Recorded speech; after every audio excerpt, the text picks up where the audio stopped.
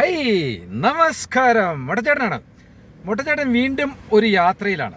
യാത്രയെന്ന് പറഞ്ഞു കഴിഞ്ഞാൽ പ്ലാൻ ചെയ്ത യാത്രയൊന്നുമല്ലായിരുന്നു. വളരെ പെട്ടെന്ന് ഒരിത് ഞായറാഴ്ചയായിട്ട് ഞാനങ്ങനെ ഇരിക്കുകയായിരുന്നു. അപ്പോൾ കുറേ ദിവസമായിട്ട് ഇരിപ്പും കിടപ്പും ഒക്കെ ആണല്ലോ.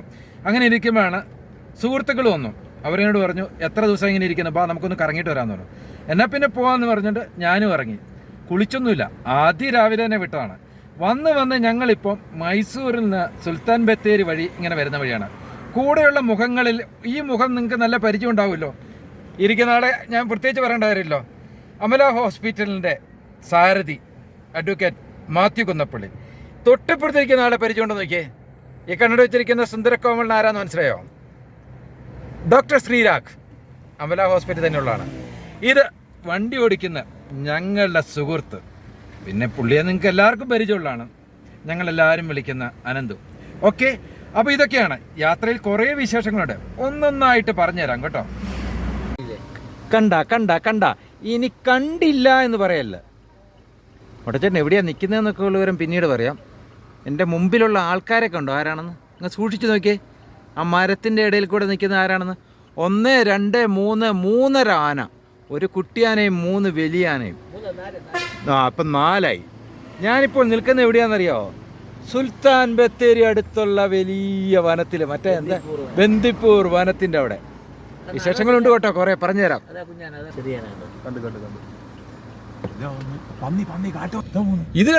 ഇതുണ്ടോ ഓടുന്നത് എന്താന്ന്? ഞങ്ങളെ ഒന്നും ചെയ്യല്ലേ, ഞങ്ങൾ വെറും പാവങ്ങളാ. വിട്ടേരെ ഞങ്ങളെ ഒന്നും ചെയ്യല്ലേ.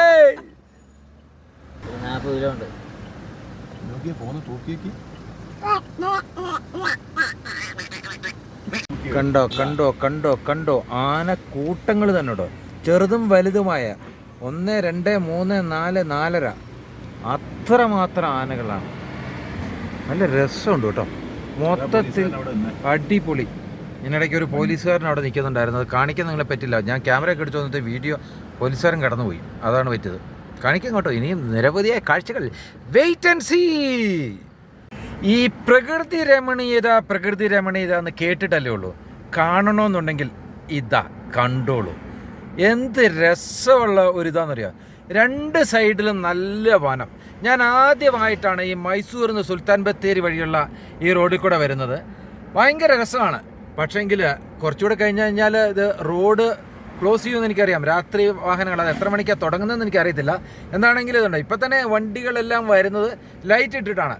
സമയം ഇപ്പോൾ എത്രയായി? ഏകദേശം 5 മണിയാകുന്നേ ഉള്ളൂ. പക്ഷേ ഒരു ഇരുട്ടിനൊക്കെ ഞാൻ രസം എന്താണെന്ന് വെച്ചാൽ ഭയങ്കര തണുത്ത ഒരു അന്തരീക്ഷമാണ്. നല്ല ചിൽഡ് മനസ്സിലായല്ലോ ഞാൻ ഉദ്ദേശിച്ചത്. അതേ ഒരു കാലാവസ്ഥയിലാണ് ഇവിടെ ഇങ്ങനെ പോയിക്കൊണ്ടിരിക്കുന്നത്. ഡ്രൈവർക്ക് ഉഷാറാണ്, ഞങ്ങൾക്ക് ഉഷാറാണ്, നന്നായിട്ടിരിക്കുന്നു. സാധാരണ വണ്ടി ഓടിക്കുന്ന ഞാനാണ്, അതുകൊണ്ട് ഇത്തവണ ഞാൻ വണ്ടി ഓടിക്കുന്നില്ല. ഇവനുണ്ടല്ലോ, അവൻ ഉഷാറായിട്ട് ഓടിച്ചിങ്ങനെ പിടിച്ചു പോകുന്നുണ്ട്. അതാണ് 2 സൈഡിലും ഇങ്ങനെ വനങ്ങളുള്ള ഈ നാട്ടിൽ കൂടെ വല്ലപ്പോഴും ഒരിക്കൽ വരൂ.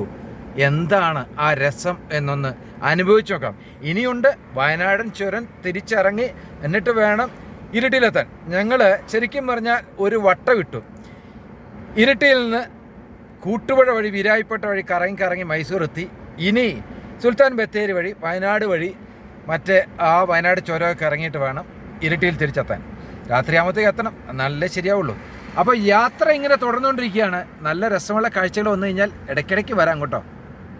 കൂട്ടുകാരെ, യാത്രകൾ എന്നും അടിപൊളിയാണ് അല്ലേ?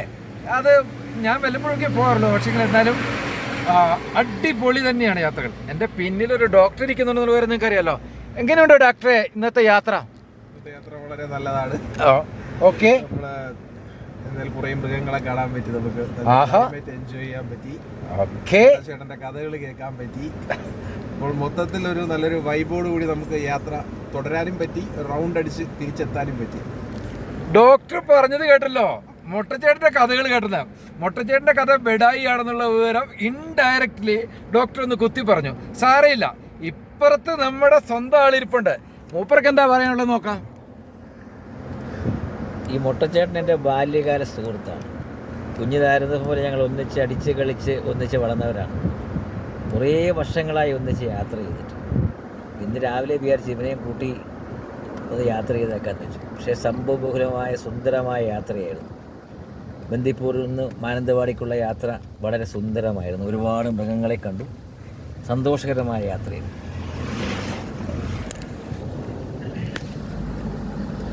വക്കീലും ഡോക്ടറും ഒക്കെ പറഞ്ഞത് കേട്ടല്ലോ. സത്യം പറഞ്ഞു കഴിഞ്ഞാൽ നല്ല രസമുണ്ടായിരുന്നു കേട്ടോ. നല്ല രസമാണ്. ഞങ്ങളിപ്പോഴും ആസ്വദിച്ചുകൊണ്ടിരിക്കുകയാണ്. ഇപ്പോഴും ഞങ്ങൾ കേരളത്തിൻ്റെ ബോർഡറിൽ ഇങ്ങനെ വയനാട്ടിൻ്റെ അവിടെ എത്തിയുള്ളൂ. ഇനിയുമുണ്ട് യാത്രകൾ. ഇനി ചുരമൊക്കെ ഇറങ്ങാൻ വരുന്നല്ലേ ഉള്ളൂ. Wait and see. കൂട്ടുകാരെ, എന്താ വണ്ടി നിർത്താത്തെന്ന് പറഞ്ഞു കഴിഞ്ഞാൽ എന്നെ ഒന്ന് പോലീസ് പിടിച്ച് പൊക്കി വിട്ടു. അപ്പോൾ ഇവിടെ വണ്ടി നിർത്താൻ പാടില്ല എന്നാണ് റൂള്. അപ്പോൾ അതിനിടയ്ക്ക് കുറച്ച് മൈല് കൂട്ടത്തോടെ വരുന്നതിൻ്റെ വീഡിയോ എടുക്കാൻ വേണ്ടി ഞാനൊന്ന് സ്റ്റോപ്പ് ചെയ്തതാണ്. പോലീസ് ഒന്ന് പൊക്കി എന്നിട്ട് പറഞ്ഞു ഇനി ആവർത്തിക്കല്ലെന്ന് പറഞ്ഞു. അപ്പം ഞാൻ അയാളുടെ കാല് പിടിച്ച് മാപ്പ് പറഞ്ഞിട്ട് വിട്ടതാണ്. അതുകൊണ്ടാണ് ഇപ്പോൾ ആന വന്നു കഴിഞ്ഞപ്പോൾ ഞാൻ സ്റ്റോപ്പ് ചെയ്യാഞ്ഞത് കേട്ടോ. സോറിയേ. ബന്ദിപ്പൂർ വനത്തിൻ്റെ നടുവിൽ കൂടെ അങ്ങനെ പോയിക്കൊണ്ടിരിക്കുകയാണ്. രാവിലെ വിട്ടതല്ലേ, ഞങ്ങൾ കുറച്ച് ടയേർഡാണ്. പറഞ്ഞു തരാം, വിശേഷങ്ങളെല്ലാം പറഞ്ഞു തരാം. എന്തെല്ലാം കാഴ്ചകൾ കണ്ടു എന്നുള്ളത് നിങ്ങളെയും കൂടെ ഞാൻ കാണിച്ചു തരുന്നതായിരിക്കും. എന്താണ് ഈ കേരളത്തിലേക്കുള്ള റോഡ് ഇത്ര മണിയാകുമ്പോൾ ഏതോ 6 മണിയെങ്ങാണ്ടാകുമ്പോൾ ക്ലോസ് ചെയ്യില്ലേ, അതിന് മുമ്പ് അപ്പുറം കിടക്കണം. അതുകൊണ്ട് ഞങ്ങൾ കുറച്ച് സ്പീഡിൽ പോവുകയാണേ. ഈ പോകുന്ന സാധനം എന്ന് കണ്ട കരടി മക്കളെ, കരടി, ഭയങ്കര കരടി കണ്ടോ. അവൻ ആ മരത്തിൻ്റെ ഇടയിലൂടെ അങ്ങ് നടന്നു പോകുന്നത്. ആഹാ